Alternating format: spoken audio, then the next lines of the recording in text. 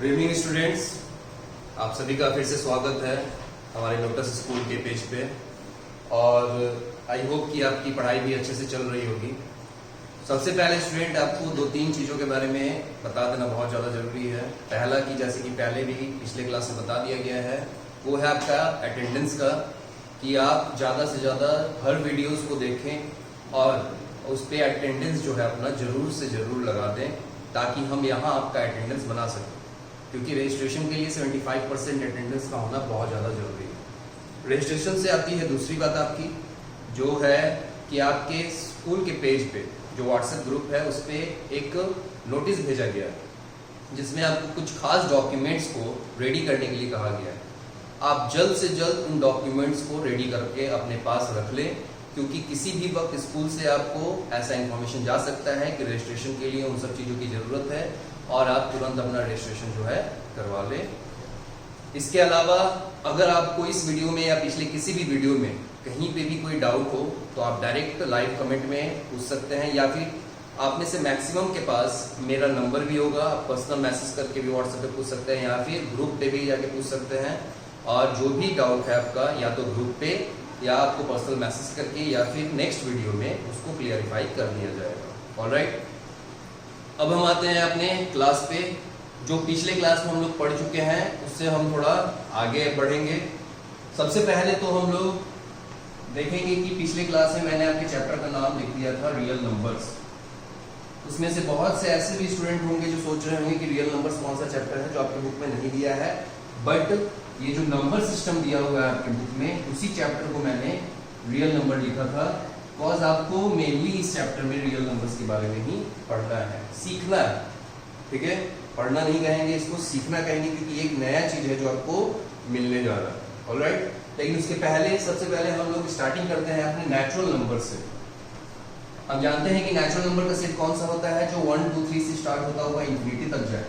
इसको हम लोग क्या कहते हैं, इस सेट को नेचुरल नंबर्स कहते हैं। और इसको डिनोट किया जाता है हमेशा कैपिटल N से। क्या मतलब है डिनोट करने का?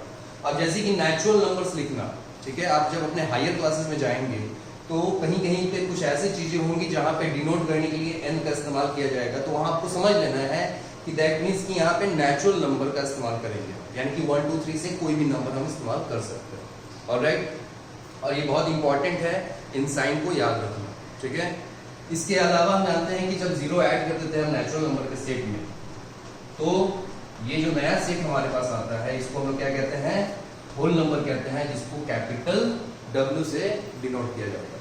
ठीक है, अब देखेंगे कि यहाँ पे एक क्वेश्चन भी आता है। क्या हम आपसे पूछ सकते हैं, या कोई भी आपसे पूछ सकता है कि बताइए कि क्या सारे होल नंबर्स नेचुरल नंबर्स हैं?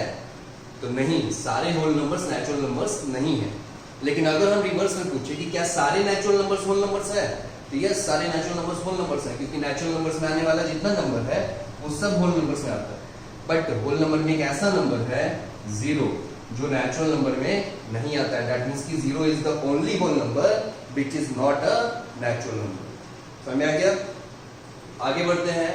पहले कल आपको पिछले क्लास में बता दिया गया था कि हमें इंटीजर्स की जरूरत क्यों पड़ी। तो इंटीजर्स का मतलब है एक ऐसा सेट जो इंफिनिटी से शुरू होगा, -3 -2 -1 0 1 2 3 4 से होता हुआ फिर इंफिनिटी तक गया। ऑलराइट, और इस सेट को हमने क्या नाम दिया, इंटीजर्स का नाम दिया, और इंटीजर्स को डिनोट किया जाता है कैपिटल Z से।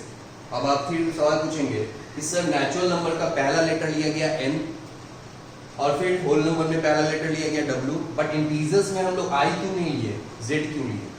तो इसके पीछे भी एक रीजन है, और वो रीजन ये है कि मैथमेटिक्स के फील्ड में और खास करके नंबर्स के फील्ड में जो जर्मन्स थे उनका काफी ज्यादा योगदान था नंबर्स के फील्ड में।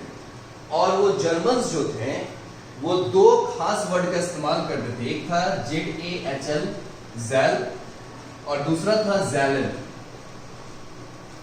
ज़ैल का मतलब होता था नंबर्स, ये जर्मन भाषा है, जर्मन में ज़ैल को नंबर कहते हैं, और जर्मन में ज़ैलन का मतलब है, ठीक है, टू काउंट। तो वहीं से वो जो जर्मन मैथमेटिशियंस ने इतना योगदान जो दिया है हमारे नंबर्स के फील्ड में, इसी की वजह से हम लोग इंटीजर्स को डिनोट करने के लिए ज़ैलन या फिर ज़ैल के पहले लेटर Z का इस्तेमाल करते हैं। यहां तक क्लियर है? इंटीजर्स के बाद मैंने एक और चीज बताया था आपको, ठीक है। उसके पहले एक सवाल पे आते हैं हम लोग। क्या हम कह सकते हैं कि दुनिया के जितने भी होल नंबर्स हैं वो सारे इंटीजर्स हैं? तो यस कह सकते हैं, क्योंकि होल नंबर में आने वाला जितना भी नंबर है वो सब इंटीजर्स के सेट में आता है। बट क्या कह सकते हैं कि सारे इंटीजर्स होल नंबर हैं? तो नहीं, सारे इंटीजर्स होल नंबर नहीं हो सकते, क्योंकि इंटीजर्स में हम देख रहे हैं कि -3 आता है जो होल नंबर में नहीं आएगा। ऑलराइट, अब हम आगे बढ़ते हैं रेशनल नंबर्स पे। रेशनल नंबर क्या है? तो मैंने बताया था कि जब किसी भी नंबर को हम p/q के फॉर्म में डिनोट कर सकते हैं, जहां p and q are integers, p और q क्या होगा? इंटीजर्स होगा, and q is not equal to 0, यानी कि किसी भी नंबर को अगर हम p/q के फॉर्म में लिखें जहां q 0 ना हो और p और q दोनों इंटीजर्स हो, तो उसको हम लोग क्या कहेंगे? Rational number. जैसे कि इसमें से कोई भी नंबर उठा के देख लेते हैं, जैसे कि हम ले लेते हैं 3 को, तो 3 को हम लोग 3/1 भी लिख सकते हैं, ठीक है, दैट मींस ये रेशनल नंबर हुआ। इसमें से हम एक और लेते हैं -2 को ले लेते हैं, -2/1 लिख सकते हैं, ये भी रेशनल नंबर हुआ। दैट मींस कि हम कह सकते हैं कि दुनिया के जितने भी इंटीजर्स हैं वो सब क्या है? रेशनल नंबर है। इसके अलावा जरूरी नहीं किसी भी इंटीजर्स ही रेशनल नंबर है, इंटीजर्स के अलावा भी बहुत सारे रेशनल नंबर होते हैं, जैसे कि 3/4 ये कोई इंटीजर नहीं है, ऑलराइट, लेकिन ये रेशनल नंबर है क्योंकि इसको हम p/q के फॉर्म में डिनोट कर सकते हैं। -3/5 ये क्या है? रेशनल नंबर है, लेकिन इंटीजर्स है? नहीं, इंटीजर्स नहीं है, ये बस रेशनल नंबर। समझ में आ गया? अब जब रेशनल नंबर का हम सेट तैयार करेंगे तो हम देख रहे हैं कि ये इंफिनिटी से लेके इंफिनिटी तक का जो इंटीजर्स का सेट है, शायद यही सेट उसके लिए हम इस्तेमाल कर सकते हैं। बट होगा क्या कि वहां आने वाले बीच में बहुत सारे पॉइंट्स होंगे। एज फॉर एग्जांपल 2 एंड 3 के बीच में कोई इंटीजर है? नहीं है। 2 और 3 के बीच में कोई इंटीजर नहीं है। बट अगर हम कहें क्या 2 और 3 के बीच में कोई नंबर है, तो यस 2 और 3 के बीच में नंबर है। एग्जांपल के तौर पे 5/2 को अगर हम सॉल्व करें हमको मिलता है 2.5, तो 2.5, 2.6, 2.713 ये सब क्या है? ये सब ऐसे नंबर्स हैं जो 2 और 3 के बीच में पड़ते हैं। समझ में आ गया? तो ये देख रहे हैं कि ये जो नंबर्स हैं ये क्या है? रेशनल नंबर्स है, बट इंटीजर्स नहीं है। समझ में आ गया? दैट मींस कि हम कह सकते हैं कि ऐसा सेट जिसमें दुनिया के सारे ऐसे नंबर आ जाएं जिनको हम p/q के फॉर्म में डिनोट कर रहे हो, जहां p और q दोनों क्या है? p और q दोनों इंटीजर्स होगा और q जो है 0 के इक्वल नहीं होगा, तो वैसे सेट को हम लोग क्या कहेंगे? वैसे सेट को हम लोग रेशनल नंबर कहेंगे, ठीक है? वैसे नंबर्स को हम लोग रेशनल नंबर कहेंगे। यहां तक क्लियर है? किसी को भी अगर कोई भी डाउट हो तो लाइव सेक्शन में तुरंत कमेंट करके आप अपना डाउट क्लियर कर सकते हैं। आप जो डाउट पूछेंगे उसको नेक्स्ट क्लास में क्लियर किया जाएगा, या फिर आप व्हाट्सएप के ग्रुप में भी आके पूछ सकते हैं, ठीक है? जो भी क्वेश्चन हो, जो सवाल पूछना हो आप पूछ सकते हैं, इसमें डरने की कोई बात नहीं है, शर्माने की कोई बात नहीं। ऑलराइट, अब आते हैं हम लोग इस नेचुरल नंबर्स को n से डिनोट किया गया, होल नंबर्स को w से डिनोट किया गया, इंटीजर्स को z से डिनोट किया गया। रेशनल नंबर को कैसे डिनोट करेंगे? किस लेटर से? तो रेशनल नंबर को डिनोट करने के लिए हम लोग कैपिटल Q का इस्तेमाल करते हैं, ठीक है?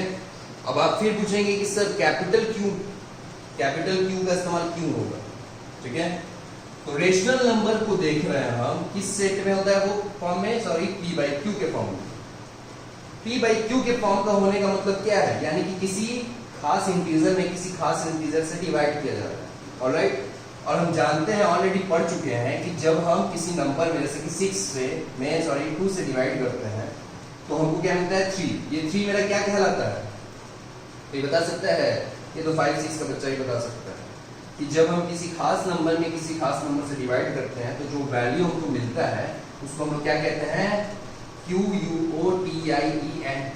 क्या पढ़ते हैं? क्वोशंट कहते हैं, ठीक है?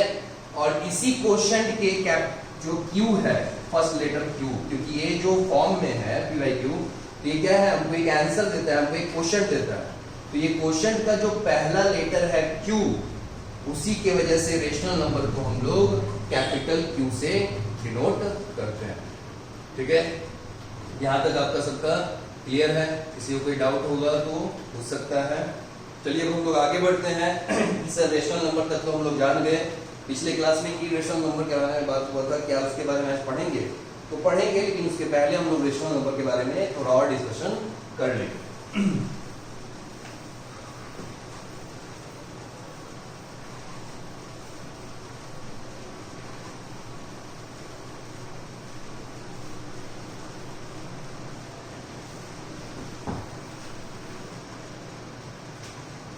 ठीक है, तो अब हम लोग आते हैं रेशनल नंबर्स के बारे में कुछ खास डिस्कशन कर लें।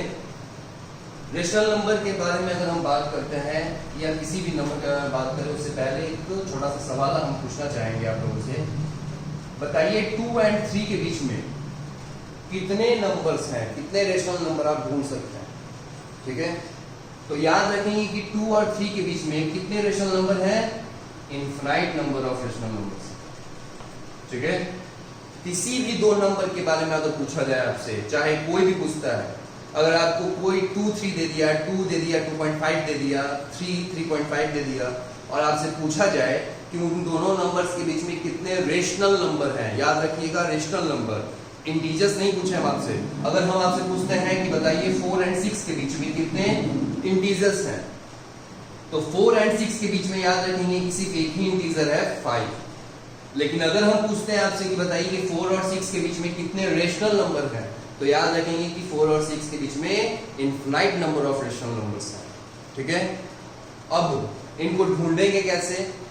ये तो समझ में आएगा कि infinite number of rational number है, इनको ढूंढा कैसे जाएगा? एग्जांपल के तौर पे हम 2 और 3 को ही ले लेते हैं। ठीक है, पहला तरीका आपको दिखाते हैं जिससे कि आप आसानी से ढूंढ सकते हैं किसी भी दो नंबर्स के बीच में एक रेशनल नंबर। पहला तरीका है कि जिन दो नंबर्स को दिया गया है ढूंढने के लिए, जिन दो नंबर्स के बीच में, उनको ऐड कर दें 2 + 3, फिर डिवाइडेड बाई 2। अपने मन से ये 2 करना है, ऐसा नहीं है कि पहला लेटर 2 है इसलिए लिया गया है, 2 कर देना है अपने मन से। एग्जांपल के तौर पे इन दोनों नंबर को देखो, 4 और 6 को ऐड कर देते हैं और 2 से डिवाइड कर देते हैं। हमको क्या मिला? यहाँ 5 मिला। 4 + 6 10, 10/2 = 5, और ये 5 क्या है? 4 और 6 के बीच में है, तो एक रेशनल नंबर है 5, हमको मिल गया। यहाँ भी देख रहे हैं 2 और 3 को ऐड कर देते हैं, हमको मिल जाएगा 5/2। ठीक है, इसको सॉल्व करके डेसिमल में लाने की जरूरत नहीं है, ये भी आंसर आपका सही है। तो 5/2 एक नंबर मिल गया आपको 2 और 3 के बीच में। अब आप कहेंगे कि सर आपने तो कहा था कि हम infinite number of rational number ढूंढ सकते हैं, तो ये जो मेथड है इससे एग्जैक्टली आप ढूंढ सकते हैं infinite number of rational numbers. कैसे? एक नंबर हो गया आपका 5/2, अब 5/2 को 2 के साथ ऐड कर लें और फिर 2 से डिवाइड कर दें। 5/2 + 2, ठीक है, बाई 2। ठीक है, इसको सॉल्व करते हैं, हमको मिलेगा 2 * 4 5, 9/2 डिवाइडेड बाई 2, 9/4। ये भी एक ऐसा रेशनल नंबर है जो 2 और 3 के बीच में आएगा। ठीक है, अब 9/4 मिल गया। अब 9/4 को 3 के साथ निकाल लें, 9/4 + 3 डिवाइडेड बाई 2। याद रखेंगे कि डिवाइड में हमेशा हमको 2 ही रखना है। तो देख रहे हैं, अब इसको भी सॉल्व करने के लिए हम जाए, 4 × 3 = 12, 9, 21/2 by 2, 21/4।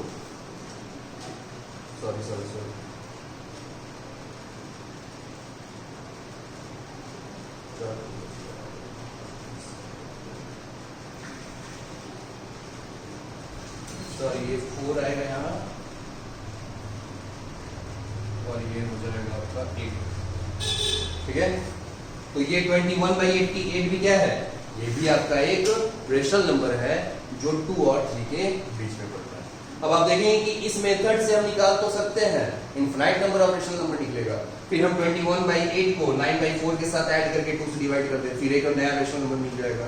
तो हम ऐसे निकालते चलेंगे, लेकिन इससे क्या होता है कि ये मेथड जो है काफी लंबा जाता है, काफी टाइम टेकिंग। ऑलराइट, तो हम क्या करेंगे, अब एक दूसरा मेथड देखेंगे। ये मेथड सबको समझ में आ गया? ठीक है, इसको 2-4 कोई भी अपने मन से क्वेश्चन लेके आप उसको सॉल्व कर सकते हैं। आपके बुक में एग्जांपल्स भी दिए हुए हैं, आप एग्जांपल्स को भी सॉल्व कर सकते हैं अपने से, खुद से। ठीक है, और कोई डाउट होगा तो पूछ सकते हैं, हम दोबारा फिर से नेक्स्ट क्लास में इसको हम दिखाएंगे। ठीक है, अब आते हैं हम लोग दूसरे मेथड पे। कि क्या दूसरा कोई तरीका है जिससे कि हम लोग आसानी से निकाल सके, हमको इतना टाइम नहीं लगे? तो यस, वो भी आप कर सकते हैं। पहला आपके पास नंबर है 2 and 3। आपको इन दोनों नंबर्स के बीच का रेशनल नंबर ढूंढना है, infinite number of rational number ढूंढना है। सबसे पहले देखेंगे कि इसके नीचे क्या है, 1 है, इसके नीचे भी 1 है।